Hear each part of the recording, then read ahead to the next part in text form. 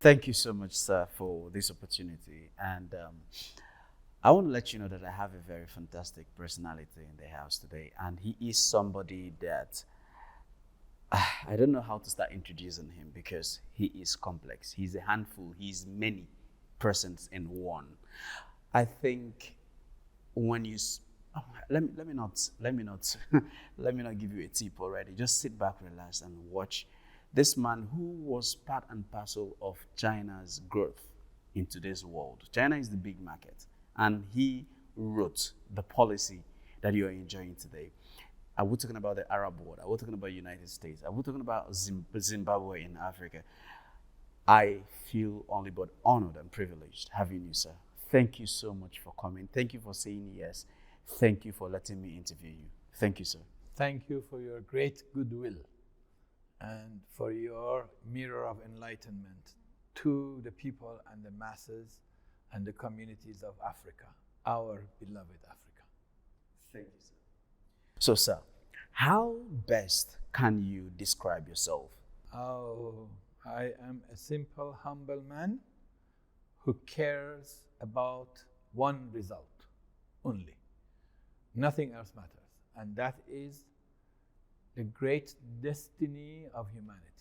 Mega hyper jump, upliftment, and total shift, fundamental change in the realities and the conditions and the destiny of humanity. That's the only cause, the only thing that matters, and it is so achievable. It sounds and seems so vast, so difficult, so many troubles daily in so many nations and so many tribes, villages, whether it's wars, pillages, all the negativity that you can think of, and yet it can easily change. We have blind spot, as simple as that. And they have the eyelid blocking it. Open and we will see.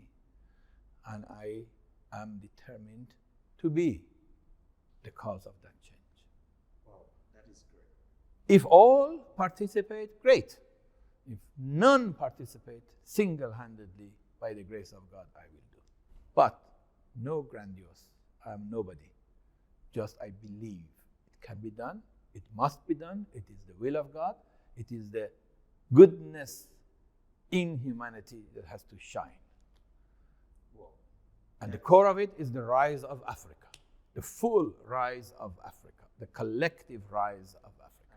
Africa, that is great.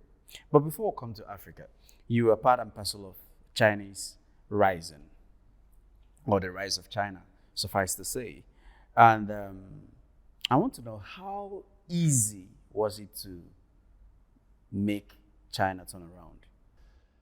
China, an ancient civilization with not only 5,000 years of history. Actually, the population of China in the Ming Dynasty 400 years ago was only 30 million. Only in the Yuan Dynasty and in the Qing became 500 million and became all of a sudden 1.5 billion. It's a very recent growth. And yet still it is and it was a great nation. It was 1/4 or 1/5 of the world population when I entered there. Yes, the ancient glory on its place, it was so downtrodden, so pessimistic, so self-considered backward, and they were all had no hope of the future.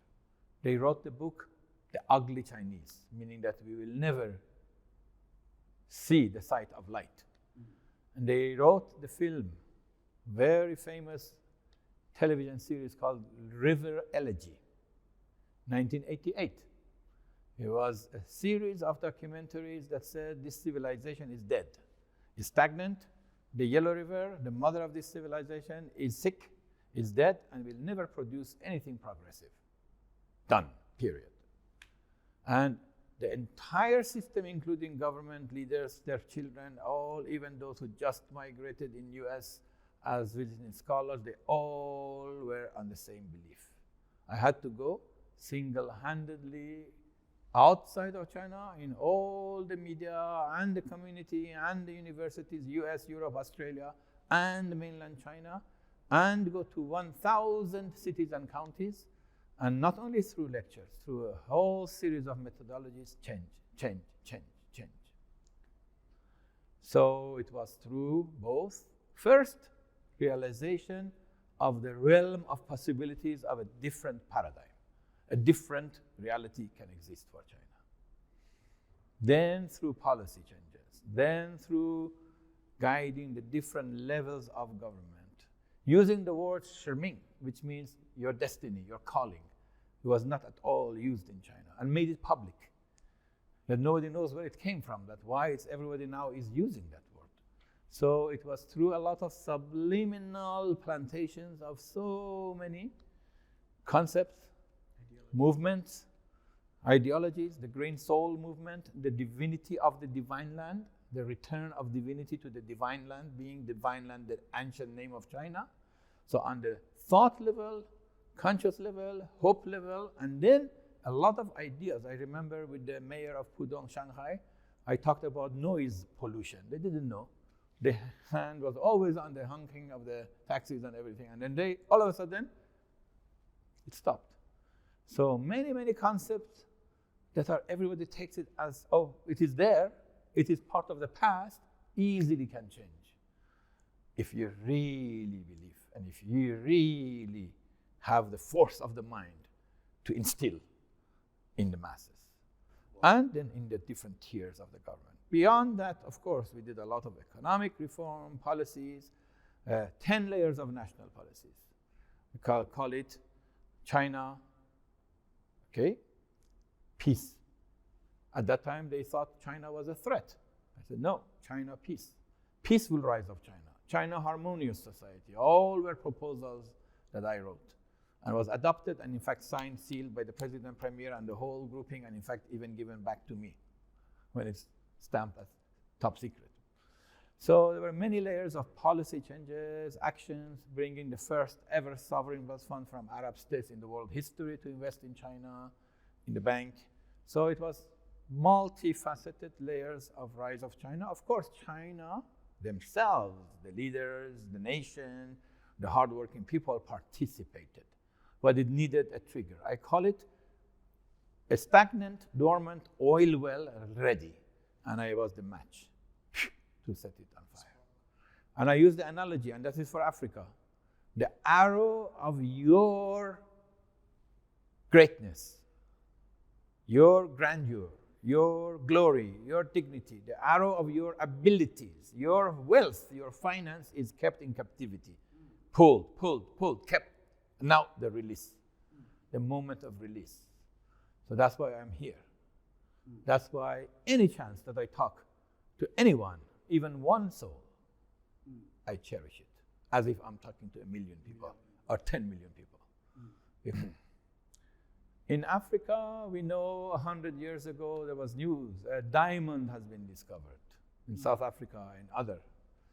And wow, shining, beautiful, very unique, hard, so many features. And then everybody pays attention, becomes so precious. Yes, it is beautiful, but after all, it is a stone.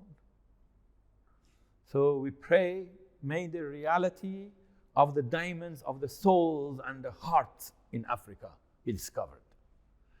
Polished, shown to themselves and say, wow, this is me. And then show to the community, wow, this is Africa, collectively. And show to the world, wow, this is Africa. I see, no need more than 10 years. I promise. It is my public promise. You can keep me, hold me accountable for it in 1 decade. I will show another Africa to the whole world. To yourself, to myself, and to the nations of the world. That brings me to this. As a scholar of history, I quite understand that when the colonial masters got into China, they actually was able to bring on board an ideology to westernize China. And China refused that with everything in them. They also went to India to westernize India. The Indians refused to be westernized.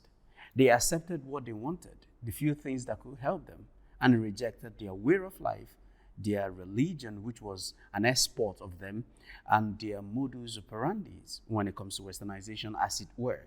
But when it came to Africa, Africa refused civilization in contest, in quote, and accepted wholeheartedly westernization.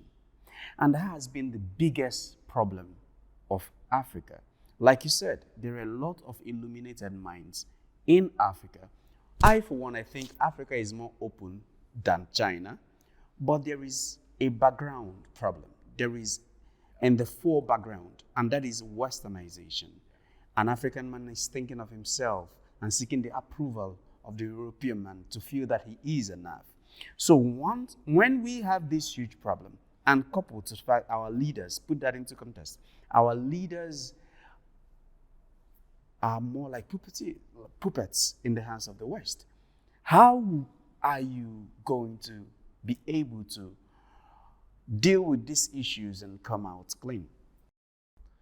First of all, I share one factual process. And the factual process is that what you called westernization, which now has become a universalization, has happened everywhere. It has happened in the American continent among the native tribes who had higher civilizations, the Mayas, the Incas, and in fact the Iroquois, and even up to today, the Lakotas. I brought the top first tribal chief of Lakota to China after 10,000 years because they moved from Asia through the Bering Strait to North America and fulfilled the circle of unity.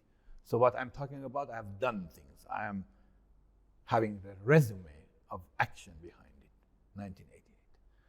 It is not that those other nations rejected westernization. Every single nation, including the way Chinese dress, no more like this, they all accepted and adopted westernization. Even India, a bit of clothing, but language, many things.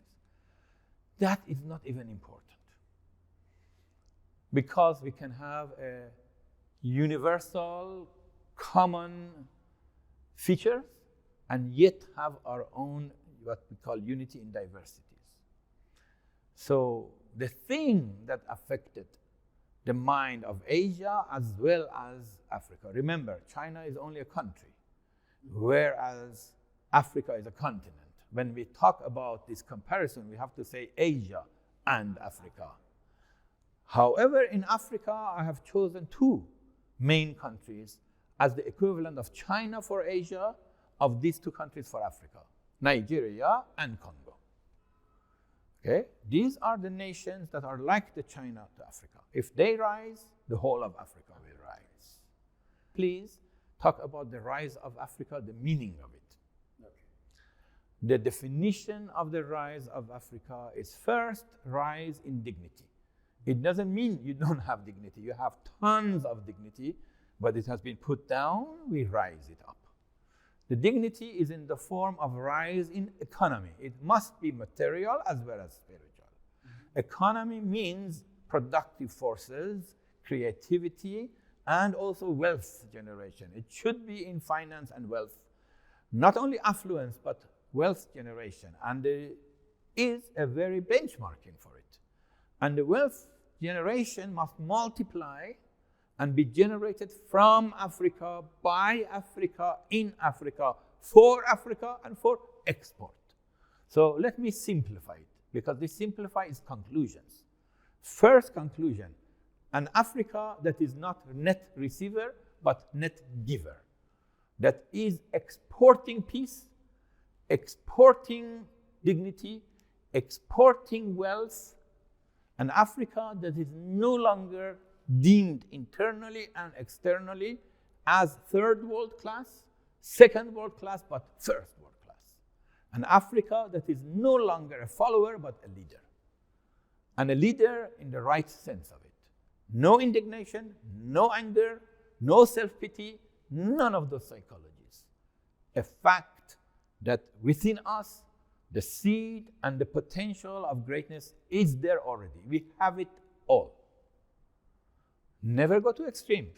I have one personal philosophy which I extended for Africa, or suggest Africa adopt that philosophy. My philosophy is, since the day I was born onward, I need nothing.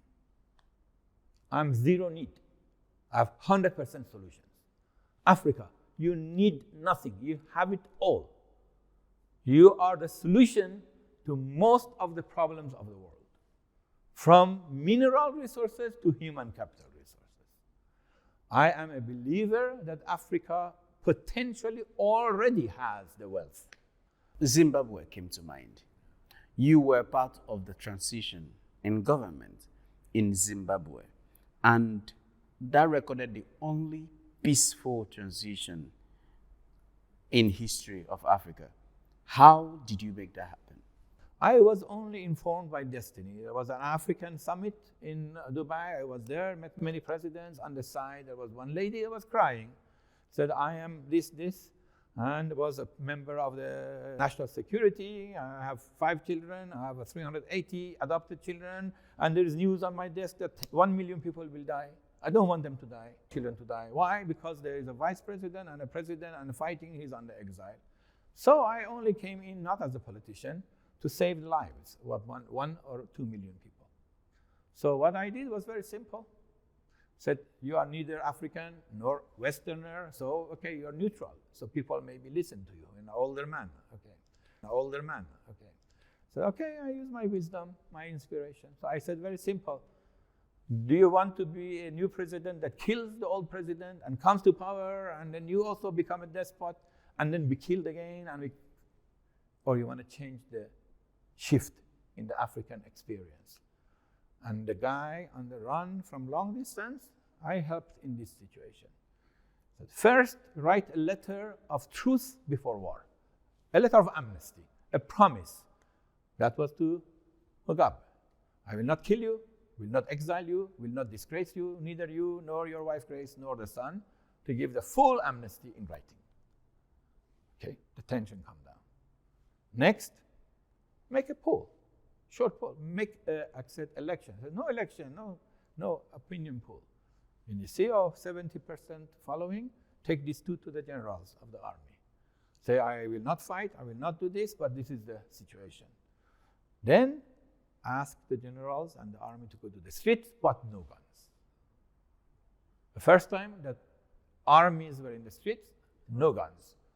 No, not only no tanks, not only no machine guns, not only guns, no knives, nothing. Pure. Then the dancing started. And of course, there is a lot of more complexities, and yet it led to the soft transition. Hopefully, the current president will also peacefully make the transition and keep his honor and dignity and become a leader for Africa. An example. Africa is great, needs a few mode change examples. Once 1 or 2 leaders come to that realization, then Africa will start a big change. First of all, the whole of Africa must graduate from the Western notion, including global nation, of democracy as it is today. We must go beyond democracy. Democracy, I call it the bankruptcy of democracy itself. Mm-hmm. We have to go from the current, what I call adversarial, dual partisan, to a collective consultation. Group consultation, consensus building, even your opponent must support you. And if you are against an opponent and you use force, or even they use force, you retaliate in force, and people die, you have not done any contribution to Africa. It must be a 0 bullet, no bloodshed change. It's not easy, but there are clever ways. That comes to another concept, my understanding of definition of power. What is power? I'm strong. If I'm a warrior, no. That's your weakness.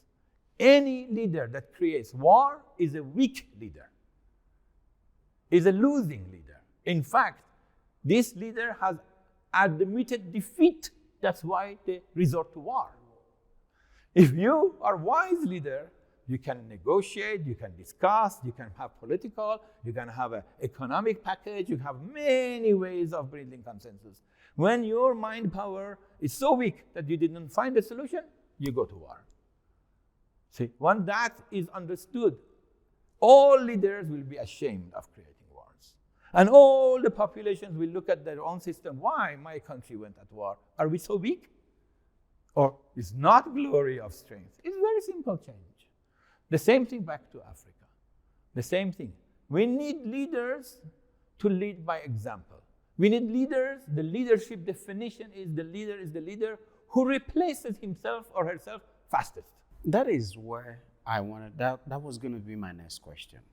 Because all these things, your beautiful ideas, your beautiful, God has blessed you with enormous wisdom, but it needs the leaders to accept this, implement it, for us to see that rapid change that we all desire in Africa. How do you want to be able to lobby them to, okay, let me put it in this way. In a situation whereby they do not understand the realm of the possibility that you're bringing because they are not able to understand it, how can you overcome such a situation? First of all, we work with any existing government. We are not about change of government. We are not about taking any power from any government. We are all about empowering everyone. So again, back to my model. First, economic model. We know that war is anti-economy. So if you want to solve an economy, you must have a peaceful order. Yeah, but it's the reverse too. If you have a better economy, the war will disappear by itself. These two lead into each other. So let's talk about the economy. I work with anyone, private, public, institution, government, and we must have a grand, practical, action-oriented strategy and implementation. Formulate, implement. I have one. I have a program. I wrote it in a book called Future Trends Africa Manifesto. So the vision of rise in wealth. 1, 2, 3.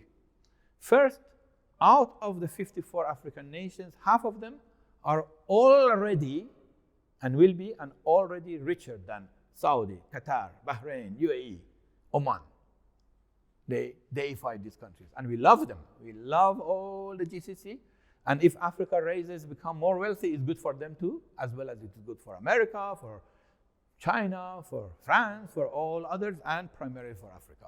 So a concept of first, we have to raise and rise in affluence. By what indicator? We must have at least 20 countries, each one of whom will have $1 trillion industry and $1 trillion sovereign wealth funds, future generation funds. Wow, is it possible? Yes, easily possible. I prove it. First of all, you can have $1 trillion. Why? Because ADIA, Abu Dhabi Investment Authority, has $1 trillion. Saudi has only oil, no gas. Qatar has only gas, no oil. They have nothing else, mining or agriculture or anything. You have oil, gas, diamond, gold, mining, agriculture, forestry, water, this. You already are 50x more wealthy than many nations. You are already more wealthy even in minerals than China or Russia. You are. Yes. Now it is dormant. How do we wake it up becomes the topic. Okay, I'll have a solution. Anything. 2, your benchmarking is that your future generation fund will be also $1 trillion. And we will do it only in 10 years, 7 to 8 years. Wow, is it possible? You jump. Yes, it is possible. That's what I first transfer. Everybody in Africa will love it. Whether it is a leader or a follower or a student or entrepreneur, everybody loves it. Whether it is a good leader, mediocre leader, or bad leader in the circumstances, they all want that. Nobody doesn't want more wealth, okay? And collectively wealth, and we create it together, and we distribute it, everybody will be better off. Then it comes that we will do it in a short time. Why? Because I have a proof. One little guy gave me the proof. And that's the Russian-Canadian Vitalik, Ethereum founder. Within 7 years, he created as much wealth as the Kuwait Investment Authority. That is 70 years, built from the oil future generations money. If one person can do it in one company, a country of Nigeria with 240 whatever 50 million people cannot do it, easily can do it. So how we do it? We do it through a model called converge, merge, integrate, aggregate, digitalize, multiply, distribute. Very simple summary. There's details in it, there's programs in it, we will share it with everyone. First of all, it means that all the classic assets must grow, whether it is oil and gas, energy, whether it is mining, agriculture, forestry, environment, we can call it infrastructure, industry, and all the assets that are down there triggered, and including a bit of foreign investment, but a lot to do with the local economy. There's modelings, even the village and township economies, how they grow. I created these models in China, or inspired others to create it. So through these models, the wealth will start growing up, converge them with finance, with the Ministry of Finance, with the central bank, with the commercial banks, with the funds, with the private-public partnerships, and once convert, put it on digital economy, and multiply the value and create sovereign wealth fund, future generation one in digital economy. Nobody on the planet has it. Not even Saudi, Kuwait, Qatar, they don't have it. They are in classic finance. They cannot transfer easily to digital. Africa can start. Your assets, that we can call it the iceberg. The whole iceberg, the tip of it, 2%. You are chipping, and mining, and oil comes. All of that can go on blockchain, can become digital and stable coin. And loops of value are added to it in a stable, not a volatile situation. These economic modelists and blockchain modelists, we are masters, we are experts, and I'm the architect, and there are many thousands of the global players will come in with me. I brought some of them this trip here. They are with me, Mr. Sam Lee, and many others. How America become wealthy is not only from the development and mining and the, you can call it Rockefeller's money, but they created stock market so that the poor mothers, moms and pops and children and students could buy shares, and then they keep it and they grow it and they become a mid-class wealth affluent society. The same thing on digital, but not the old digital of this volatile and those scam coins. No, we are talking about, we are talking about a different level of digital economy. Unstable coin, backed by assets, backed by operations, and yet grow in their valuation. So these models, plus classic investment models, plus creating a movement of excitement that we can do it, and many people participate, and the youth, instead of being worried, and then even the message goes to the heart of the villages and even the poor people. I have an example. My father, 5-year-old, lost his father. He was the breadwinner of a family of 5. His life was not better than yours. He was a child laborer with a person on the mule, old 70-year-old that had mule as the means of production, like an entrepreneur, was actually going to the desert, gathering thorns with bleeding hands at the age of 5 and feeding the family.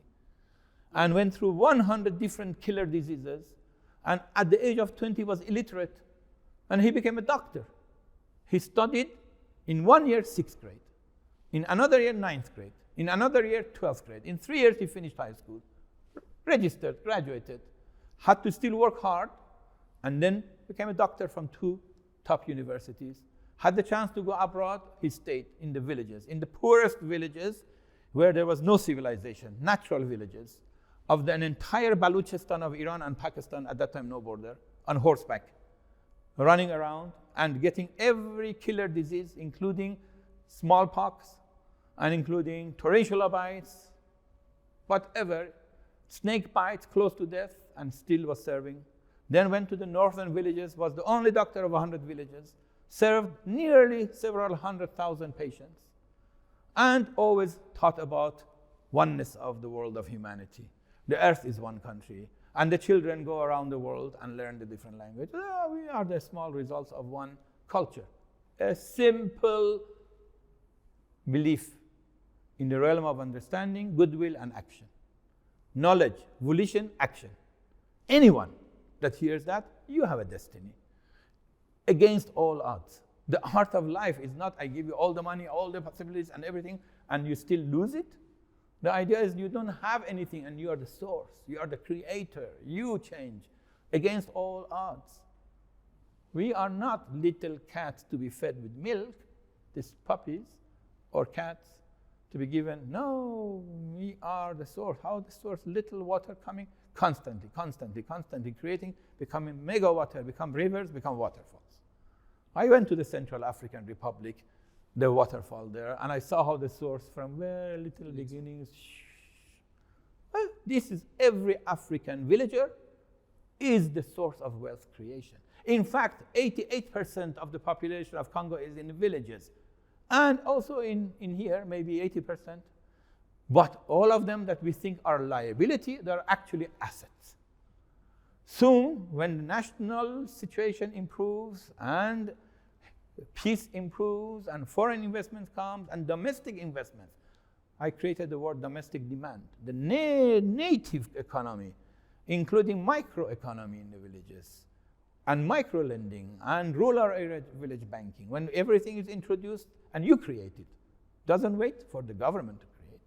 Once all of these private initiatives start happening, and then all of a sudden, it's like rain.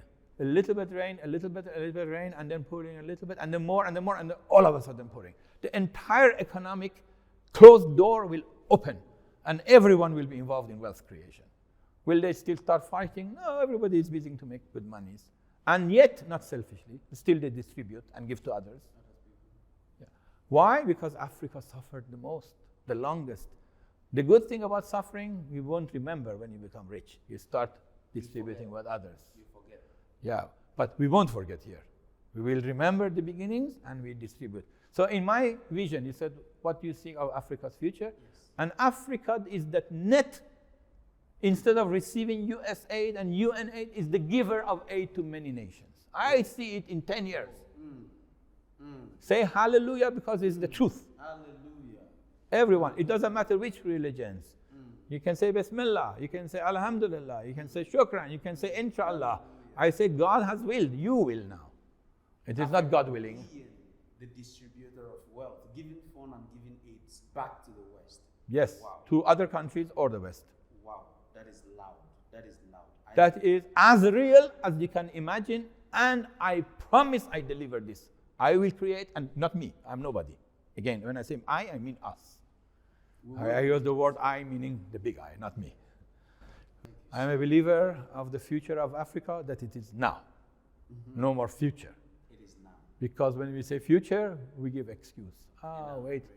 It is now. And I promise you it will happen, and all the foreign investments will compete to come here, and all the foreign powers will say, let's help, because then we will get more.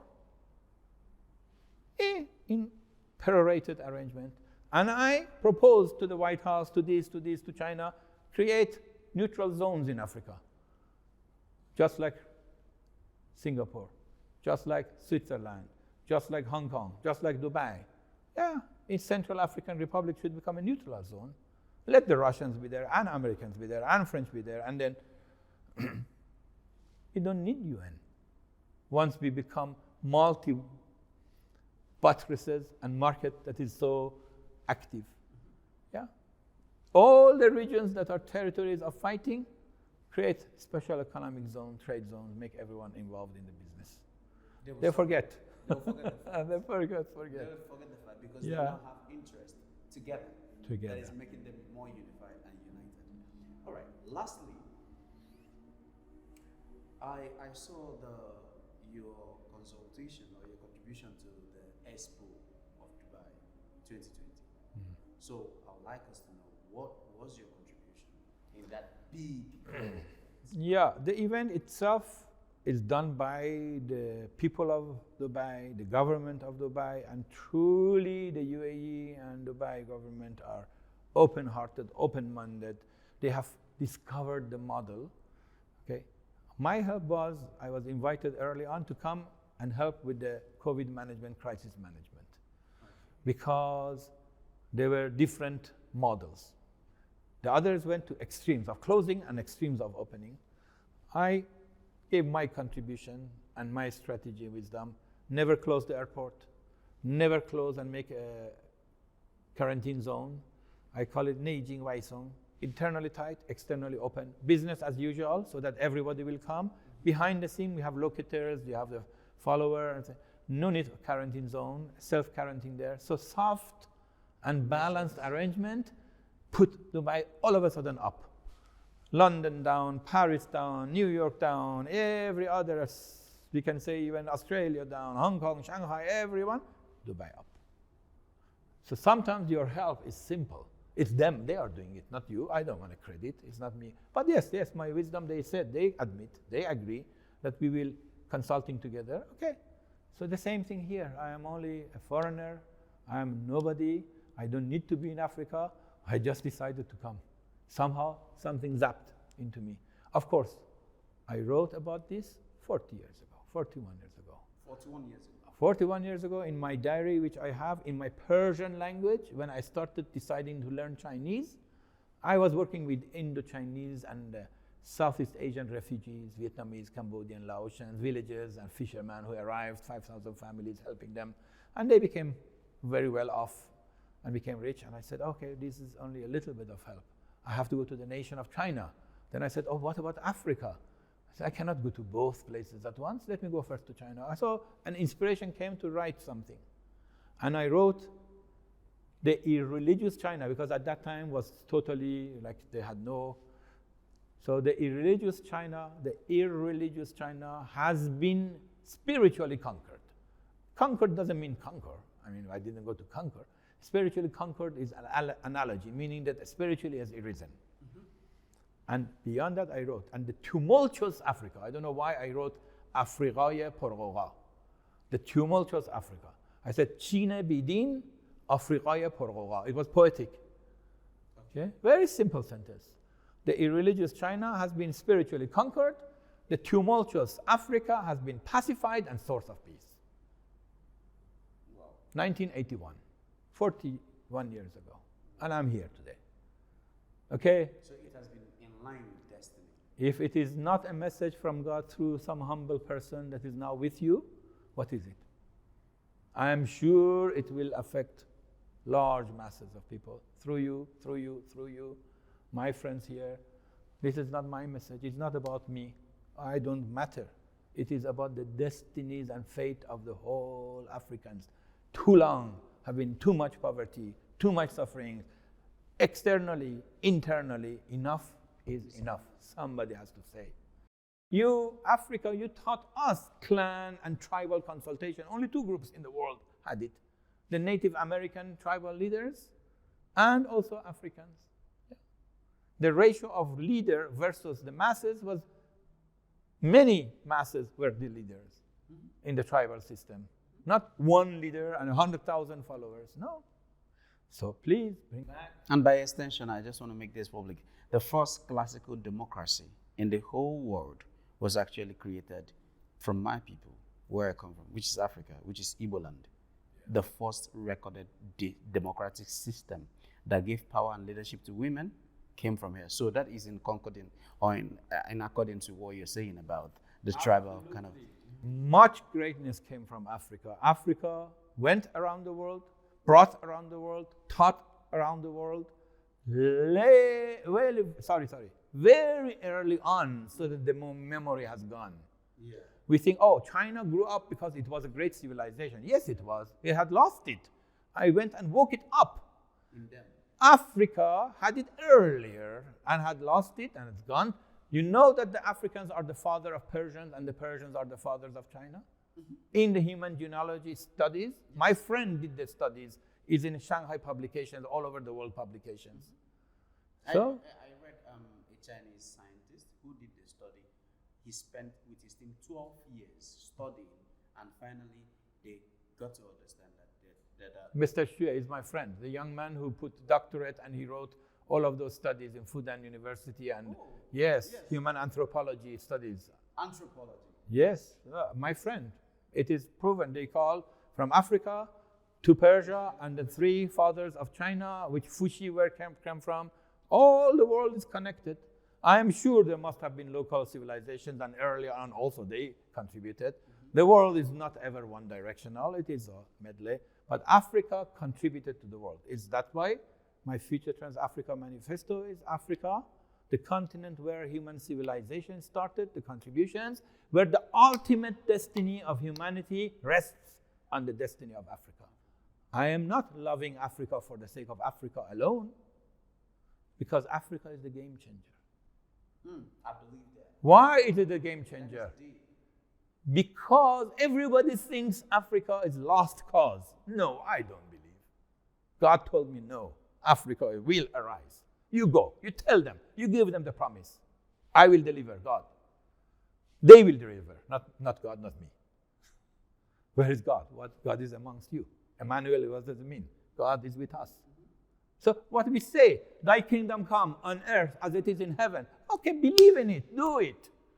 Emmanuel, God is with us. Do it. So I came only this simple, I'm a messenger passing through. What it means, I finalize with that. The rise of Africa, remember that everybody didn't believe it can do anything, and all of a sudden the world will be surprised. They were surprised with China. Okay, they will be surprised more with Africa. Once they're surprised, we say, wow, look at them differently. As Chinese were always begging for investment, and I'm the godfather of China outbound investment. Proven many records. I changed national policies on this. When everybody was thinking of bringing investments into China, which I was involved also, I'm friend with Henry Kissinger and many others. Because of my China knowledge and influence on others, I'm in the circles, including Steve Leroy, he's a general manager of many of the leaders, including Ambassador James Lilly. All the top people, they know me because I'm humble. Okay? And I'm humble because, not me, I'm humble, because I care about something else, not about me. I care about the destinies of Africa and the world. So once Africa rises, the entire African and the black communities in the whole world, and they are spread. They are spread everywhere. Europe, Australia, US, and in the islands of the past, they will all rise in dignity. When they rise in dignity, that's why I started the rise in dignity. Then the white will look at them. Wow, we misread them. They have civilization, they have inventions, they have wealth. We will have 1,000 Dangotes in Nigeria. When I know China was poor, so poor. They had only black and white television. They used to sell tickets to go to the 5-star new hotel in Guangzhou, and everybody look at it. Wow, ooh, ah. I was there. I was there when it took 7 hours driving in what it takes now 40 minutes. I was there. I was in the first highway that was created. There was no highway anywhere in China, where China's infrastructure is more than the US now. US has become old. A China that it took me 2/3 of a day, 700 attempts to dial from a hotel, and a big hotel, Dongfang Jiudian, in the Guangzhou Fair, to make 3 phone calls out. 700 dials. Yeah. The local connectivity would last. What we call it, the transfer person lost. And then it goes out once in 20 calls, and then the other call dropped. And then after it catches and stays, they have to go 5 miles to catch the person to come. There was no telephone everywhere. It was public telephone for the whole region, not village. In Guangzhou city. I was there when there was no hot water in any house. The first ever, a few years later, I went and took hot water shower. So don't think Africa cannot do it. I saw it, I did it, and you do it. You will do it. That's my message. You will spread it. It's as simple as that. It is the realm of possibility. Now you know what I meant in the beginning. What is the realm of possibility? It's because I have seen it. It will happen. And then, all of a sudden, the rise of Africa will become a game changer of the destiny of the whole world, the peace of the whole world. I believe. I'm 60 years old. I almost died. That's why when I kicked back to come here, I know. You didn't finish. You wrote it about Africa, you must go there. I have no knowledge. China, I learned all the languages, 3 dialects, writing, calligraphy, hieroglyphic, ancient language, classics, classic poetry, the Book of Tao. I taught the Book of Tao. My friend will agree. The number 1 minister of finance of the Beijing city government, 800 institutions, $5 trillion management. And I brought him to the Central Bank of Abu Dhabi, and he told him, Farzam is my master teacher. Yeah, the Book of Tao. He hired the whole St. Regis and all his people for a whole weekend, long weekend, and word by word the Book of Tao I had to read, interpret, explain, and say the whole sentences, and then how it is interpreted to create the new wealth and the new digital economy for them, or we can call it at that time. Yeah, he will tell everyone. He's young, he still is there. I don't mind mentioning names because it's the truth. It's factual. He is the master of finance, way above any one of me and many more. But yes, in the Book of Tao and its implications for his financial system, I taught him. So he says, oh, he's my master teacher. I mean, he's humble, he's kind, many. But again, it's not about me. I'm saying this to show that it is a proven process. It's a proven process. So that you believe. And replicate it. You can replicate it, and you can repeat it in a bigger. China was 35 years ago. China, nobody supported China. All the nations were not involved in China. Very little in the beginning. It was so difficult that only overseas Chinese, Hong Kong and Taiwan started coming. Then became overseas Chinese, they started coming. Then became, I remember I took the mayor of Pudong, the same Jia Zhang, to 1993, to US, okay, his wife, Women's Federation, 1993, May. Met with Tom Bradley, the mayor of New York, who had 20 years, was the mayor. The Tom Bradley International Airport is there. We met with him. He came to China after that. The governor of Maryland, in the time that US was not even involved with China. That all came. It's like they came like a torrential. Then when this country came, that country came, they started competing. Everybody, Japan had to come. 5 million Taiwanese were visiting China every year and investing in the whole of China. Everybody came to invest. They just make a little bit of trend, a little bit of change, a little bit of peace. Give a little bit to yourself the chance. You fighters everywhere, please listen. I am your servant. Really, I love you. As simple as that. Thank you, Mr. Thank you. The rise of Africa is the game changer. It will happen. Is the game changer of the equality of the world will change, equilibrium of the world change for the better. Mm-hmm. The biggest word he dropped today is that in less than 1 decade, Africa will give aid to a lot of countries to help them out the way they've been receiving and looking for it. Thank you. And every African nation will have 1,000 billionaires, more than that, 10 million millionaires, if not more. I know China that had I was telling the story of that hotel, the first 5-star hotel that everybody was buying a little tourism ticket to see it. And then all of a sudden, China has a billionaire. The first one, my friend, Liu Yonghe, the New Hope Group, 1999 only, the first billionaire. And then all of a sudden, China has 700 billionaires. Half of them I know, or 1/3 minimum. Okay, Wahaha chairman. I don't know, Zhongrong chairman, this chairman, that chairman, New Hope Group chairman. Forbes, first conference in China, there was only 1 billionaire, that Liu Yonghe, who came and gave lecture. Who was the chairman of the whole event? The mayor, Jia Zhang, who had become a minister of information, my friend, where we brought Tom Bradley. So you will see, and I will keep alive because of you until I see this will happen. I can't wait to see it. Thank you. Thank you so much, Dr. Farzam. Yeah. And we don't wait to see it happen. We participate and lend our powers. If you didn't arise, okay. I don't promise, but I believe you will. That's why I promise. Sure. Thank you. Thank you so much. Thank you for being candid, open, my friend, my recording team. I have to appreciate you. People don't see you. They don't know how much power you put standing there. And the people in the countryside, in the villages, in the rural, my beloved. Thank you. Thank you. Thank you so much, sir. I appreciate you. Thank you. Thank you. Thank you, my brother. Thank you. Thank Appreciate you. you. Thank you. Thank you.